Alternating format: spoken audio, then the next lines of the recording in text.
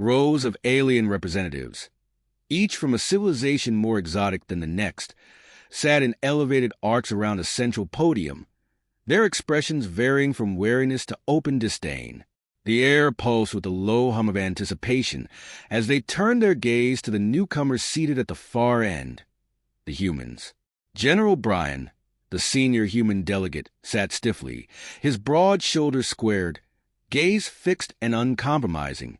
Beside him, Colonel Mason, his longtime ally and confidant, scanned the room with quiet vigilance. Both men wore the human military's dark insignia, their bearing unmistakably one of battle-hardened resolve.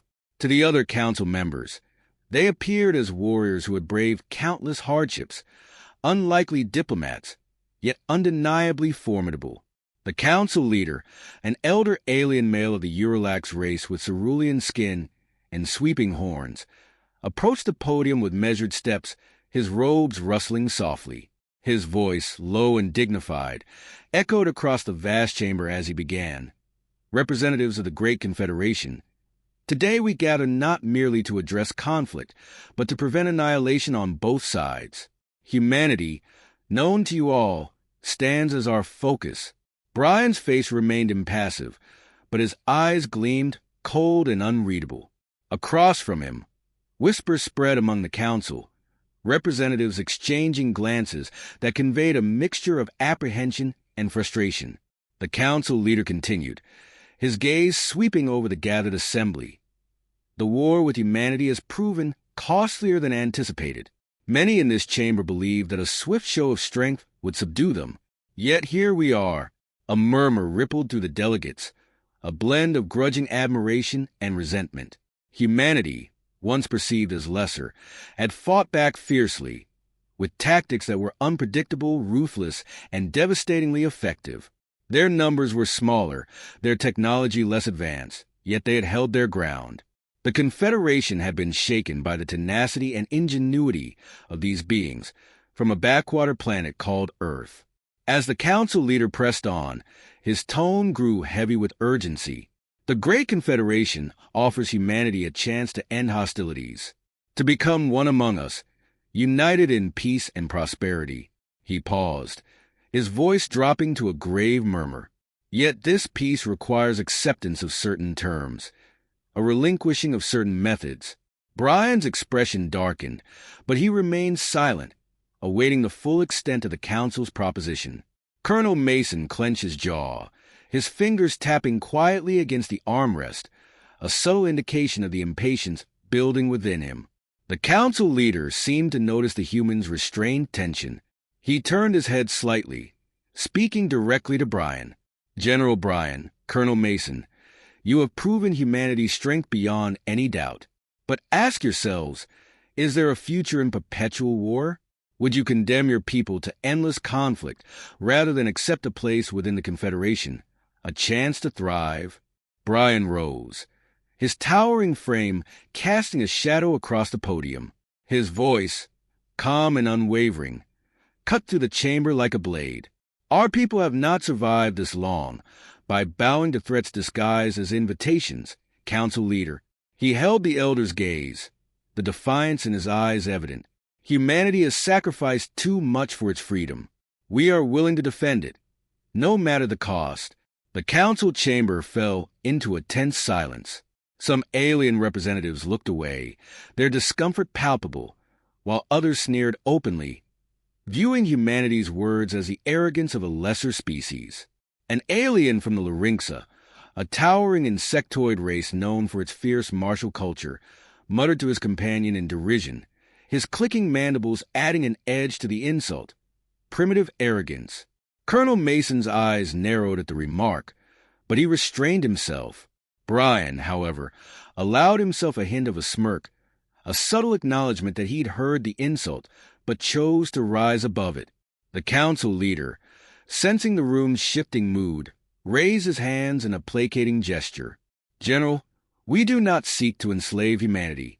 We seek to protect it from itself if need be. The galaxy is vast and perilous. Alone, humanity would be vulnerable, a target for those who would not negotiate at all. We extend a hand in friendship, Brian's expression softened, but his tone remained firm. Friendship is built on respect, not conquest veiled in diplomacy. You ask us to surrender our right to choose our path, to forfeit the freedoms that define us. Humanity will not become a pawn in another species' game. Mason nodded, echoing Brian's resolve. We understand what you're offering, Council Leader, but our decision is clear. We will not kneel. The council chamber erupted into a cacophony of voices, each delegate speaking over the other, some attempting to reason, others clearly outraged. The council leader's composure faltered momentarily as he raised his voice to regain control. "Enough," he commanded, silencing the room with a raised hand. He stared at the human delegates, his expression an inscrutable mask of frustration and, just barely, a hint of respect. "If humanity refuses our terms, General, understand that it is an irrevocable choice. You will face the wrath of a united galaxy." Brian leaned forward, meeting the council leader's gaze unflinchingly. "Then so be it." The council chamber fell silent once more, a quietness fraught with tension, as both sides realized that a line had been drawn, and there would be no turning back. The air in the council chamber remained tense as General Brian settled back into his seat, his gaze unyielding. Across from him, the council members sat in stunned silence, their attempts to appeal to humanity's cooperation having crumbled under his declaration. After a charged pause, Colonel Mason broke the silence, his voice calm but heavy with conviction. "Perhaps you misunderstand what we're made of," Mason began, his eyes sweeping the chamber. "Humanity has never backed down from those who sought to control us. We may not have your ships or your vast fleets, but we fought every war on our own terms, and we've survived far worse odds than any of you could imagine." He glanced at Brian, a silent exchange passing between them, a shared understanding born of countless battles fought side by side. They were no strangers to desperate situations, and the stakes here were no different. The council leader's expression tightened, a faint crease of impatience showing through his otherwise impassive facade. "Colonel Mason, no one questions humanity's resilience. But surely even you must see the advantage of cooperation over conflict. War has ravaged your people, lives lost, cities burned. Why continue this path when a truce is within your reach?" Brian's jaw clenched, his voice low and resolute. "Because our freedom is not for sale. We did not come here to bow to your authority, nor to accept terms that would render us subservient. Humanity did not rise to the stars to be shackled under someone else's rule." Several council members exchanged uneasy glances, some appearing unsettled, others merely exasperated. One alien, a slim, reptilian being with shimmering scales, leaned forward, his yellow eyes narrow with contempt. "Humanity is barely advanced enough to join the galactic stage. You bring your violence with you, threatening our peace with your defiance. Why should we tolerate such recklessness?" A flicker of anger crossed Mason's face, but Brian held up a hand, signaling restraint. He turned his attention to the reptilian delegate, his tone icily polite. "Your people didn't tolerate us when you bombarded our outposts without warning. When you sent your warships to our solar system, you sought to bring us to heel like a lesser race. You underestimated us then, and it seems you're still underestimating us now."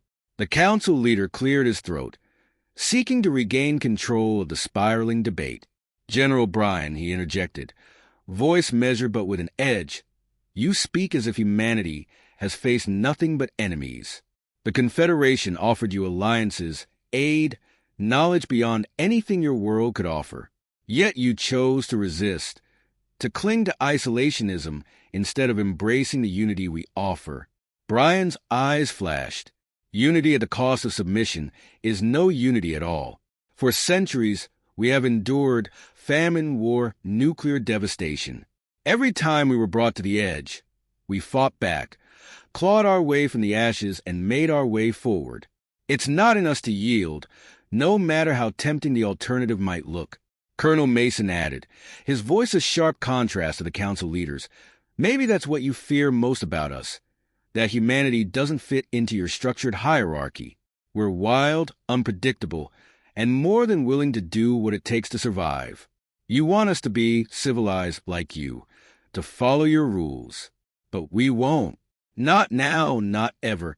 Silence gripped the chamber once more. The weight of humanity's resolve a palpable presence that stifled the room. Alien delegates glanced at each other, some in open dismay, others in restrained anger. The quiet buzz of whispered comments crackled, their words too low to catch but brimming with resentment. After a tense pause, the council leader's voice emerged, quieter now, as if the effort of diplomacy had worn thin. So this is your answer, then? Defiance, no matter the cost. Brian nodded, his gaze unwavering. If the cost is our independence, then yes. We have survived every hardship thrown our way because we fought tooth and nail for the right to determine our own future. We have buried our dead, rebuilt our cities, and adapted to a universe that sees us as little more than a nuisance. But know this. There's nothing we won't do to protect our freedom. The elder alien studied Brian and Mason, his face a mask of suppressed frustration. You choose this path freely, General Brian, knowing the consequences? Yes, Brian replied without hesitation. And so do you. The council leader's gaze swept the assembly, as if searching for a glimmer of unity among the alien representatives. He found none, and a flicker of resignation passed over his features. Very well, he said at last. Let it be known that the Great Confederation extended a hand in peace, and humanity chose otherwise. Colonel Mason leaned forward, his voice carrying an edge of challenge. Peace is only peace if both sides stand as equals. We don't submit. We endure. Remember that when you're planning your next move. Brian and Mason rose, their figures tense yet composed, as the council members watched them with a mixture of admiration, resentment, and unease. The humans had made their stance irrevocably clear.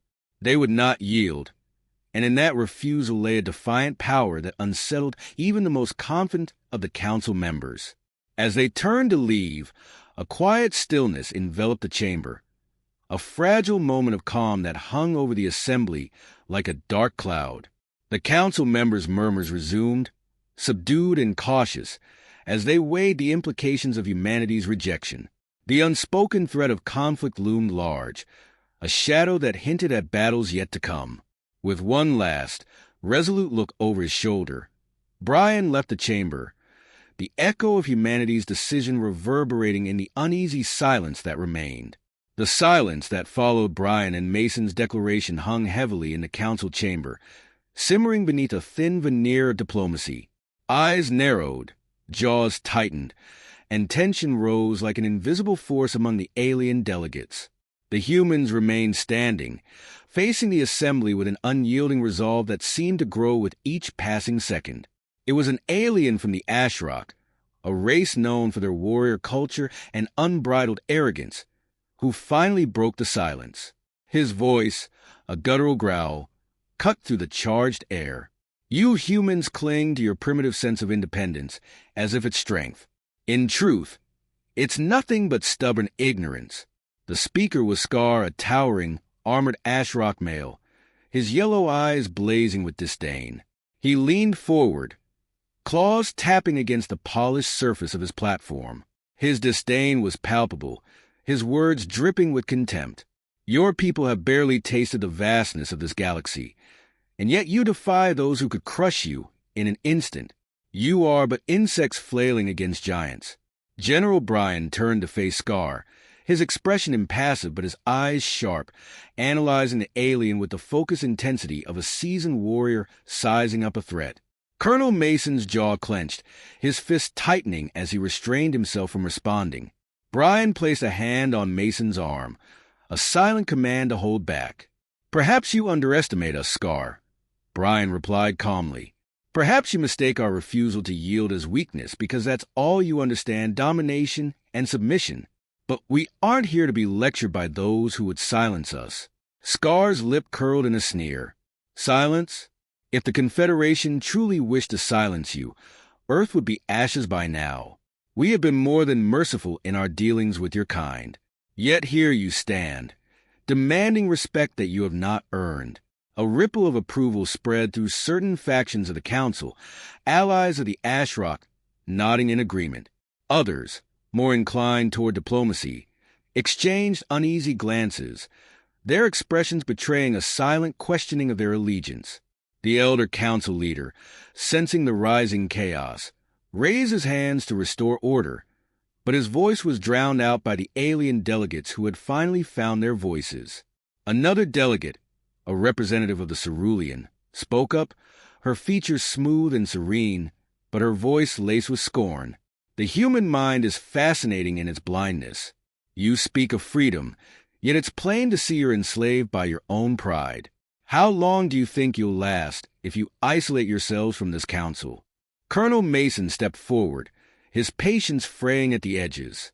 Freedom is our right, not a privilege you grant us. And if defending it means we stand alone, then so be it. The council chamber erupted in response, voices overlapping in a cacophony of disbelief, anger, and thinly veiled threats. Brian and Mason stood unfazed amidst the uproar, their calm defiance a sharp contrast to the council members' fraying decorum. The Great Confederation was not accustomed to such defiance, least of all from a species they had considered beneath them. Amidst the chaos, Scar's voice rose above the rest, his tone mocking. You are but children playing with fire, blind to the inferno that awaits. Humanity may have fought among itself, may have conquered its own world, but it has yet to face the true horrors of this galaxy. If you reject the Confederation's protection, you will learn the hard way. Brian's eyes hardened. We have faced horrors enough to know that the worst evils are often disguised as protectors. At this, a new wave of whispers surged through the room. Some alien representatives fell silent, a few glancing away as if the accusation struck a hidden truth. Others, like Scar, merely scoffed, unwilling to consider the implications. The council members were torn, some enraged, others uneasy. Scar's sneer widened and he leaned forward, his voice laced with a venomous satisfaction. Then prepare to learn your lesson, human. When your defiance leaves her vulnerable and broken, don't expect mercy. Brian met his gaze, unblinking. We expect nothing from you but contempt, Scar. But know this. If you come for us, we will defend our home with everything we have. And if we fall, we'll ensure you pay for every inch of ground you take. For a brief moment, an uneasy silence settled over the chamber. The human delegate's words had cast a shadow that lingered in the minds of even the most hostile council members. There was a finality to Brian's declaration, a conviction that hinted at depths of resolve few had anticipated. The council leader, his face strained, raised his voice once more, his words a desperate attempt to restore the chamber to order. Enough! His voice reverberated through the chamber, momentarily silencing the uproar. He turned to Brian, a flicker of respect in his gaze despite the frustration that lined his features. General Brian, humanity has made its stance clear, but understand that this path will bring unimaginable consequences upon your world. The Confederation does not take defiance lightly. Brian inclined his head slightly, a calm and unbroken gaze meeting the council leader's warning. We are prepared for whatever consequences may come. But remember, when the history of this conflict is written, it will record that humanity chose freedom over fear. The council leader nodded, his expression inscrutable, but the weight of Brian's words lingered in his silence. He finally turned to address the assembly.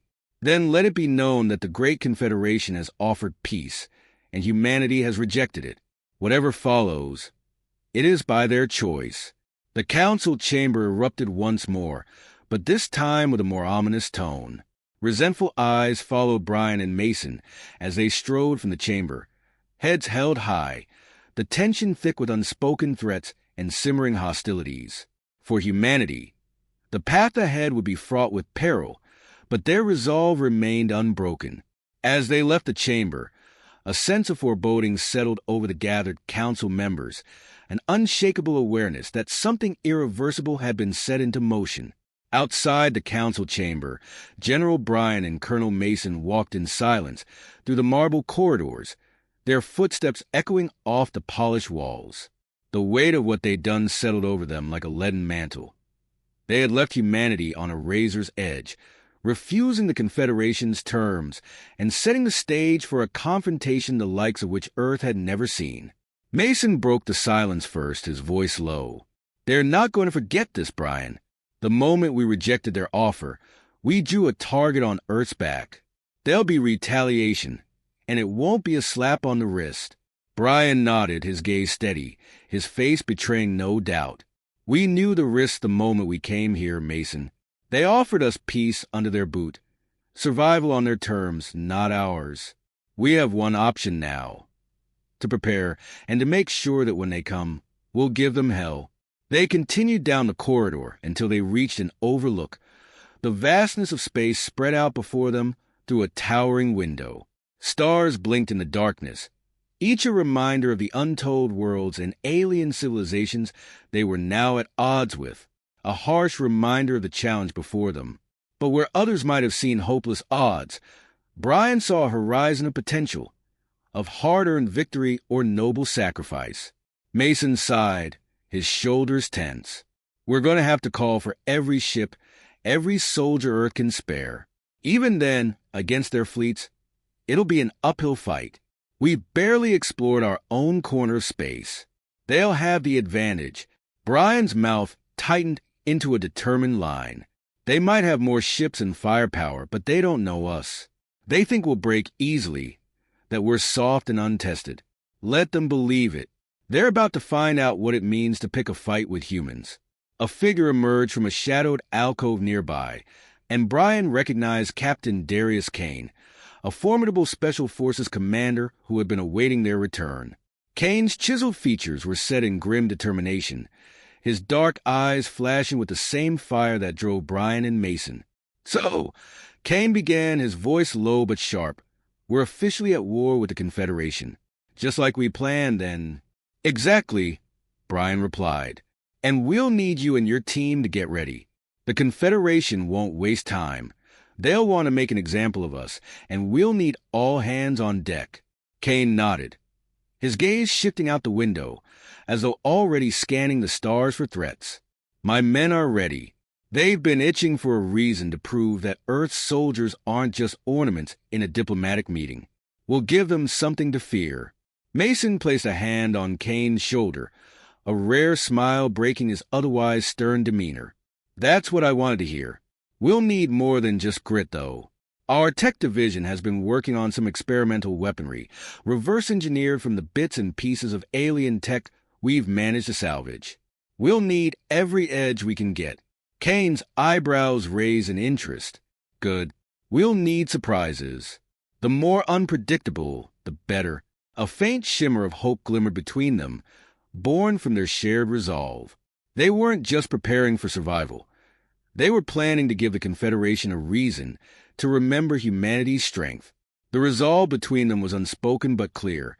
Earth would stand, or they would die trying. Brian looked at the men around him, his heart swelling with a fierce pride. "They don't understand us," he said quietly, his voice carrying a conviction that ran deep in his bones. "They think we're a minor nuisance, a species barely worthy of their attention. But they're wrong. And by the time they realize it, it'll be too late." As they made their way back to their ship, the Sentinel, Mason activated his communication device and issued orders to the High Command back on Earth. "Prepare for immediate mobilization." Authorization granted for Project Ironclad. Brian listened as Mason gave the command, his mind racing. Project Ironclad was humanity's last resort defense, a plan to turn Earth into a fortress, securing every outpost, readying every weapon, transforming their home into an unassailable bastion. If they couldn't take the fight to the Confederation just yet, they would make it impossible for the Confederation to break through to them. "We'll be ready," Mason murmured, almost to himself. They think they're fighting a species that will bend under pressure. But what they don't understand is that every hardship, every war, every loss has only sharpened us. They're not just fighting our military. They're fighting our history, our resilience. Kane, hearing this, gave a solemn nod. "And if they come, they'll find we're a different kind of enemy. We're not afraid to sacrifice, to adapt. We'll outlast them. If they underestimate us, it's their own fault. The hum of the Sentinel's engines filled the cabin as they prepared to leave, a reassuring sound that reminded Brian of humanity's ingenuity and determination. As the ship lifted off, Brian looked out at the stars again, his heart beating with fierce determination. The Confederation had seen humanity's defiance as arrogance, as the folly of an inferior race. But soon, they would learn that humanity's defiance was its strength. As Earth's surface dwindled below them, a final, resonant thought struck Brian. The Confederation would bring all their force, all their power, to bear upon his world. But humanity had already endured and conquered untold hardships. They had risen from the ruins of their past, surviving by sheer will, by ingenuity, and by an unbreakable bond to each other and their world. And now, they would rise again. The stars awaited them, the distant and hostile galaxies standing as the next proving ground. And when the Confederation arrived, humanity would be ready to show them what it meant to stand alone,